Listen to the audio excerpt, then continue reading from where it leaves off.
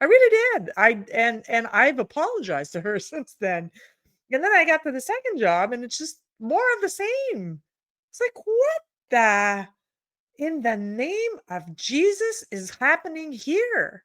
And then I get to the third job and it's still the same thing. And I go, okay, so there's something amiss. Something's missing here.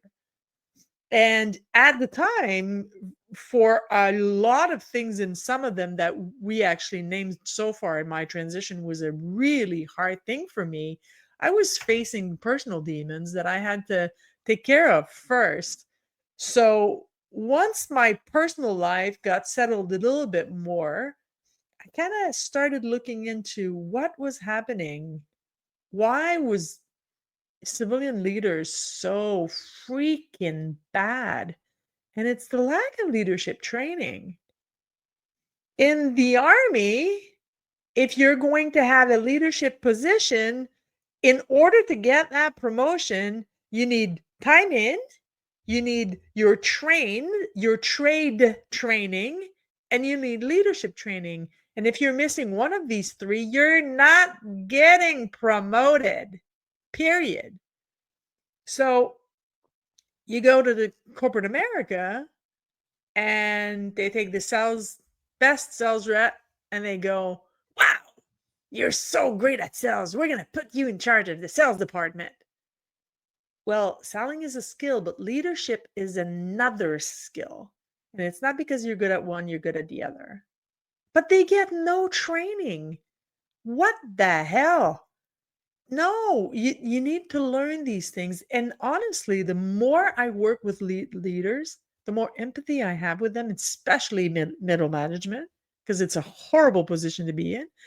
And the more I give them really efficient tool, really quickly, I equip them as quickly as I possibly can so they can at least start to stop doing the damage. I know it sounds like, it's an opposite, but so they can stop, first and foremost, they can stop doing the damage. Because in the last McKinsey report, they are now able to prove that leaders have more impact on your health than your MD does. Nobody goes through Imagine any the of impact that has on your life, on your family life, on your marriage, with your relationship with your kids, with your parents, with your siblings, with your neighbors, with I call that the dinner table effect. If you're happy, if your natural ability is put forward, if you know how you contribute to the mission, to the team, to the organization that you serve, imagine what that does to the dinner table. So how did this come all about?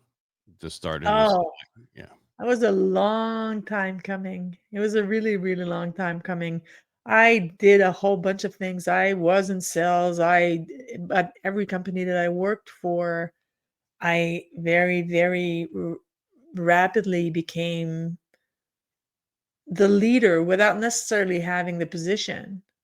But it was just people were drawn to me and drawn to the way that I did things, and the way that I would explain things, and the way that and somebody saw something in me and said, you should teach this stuff.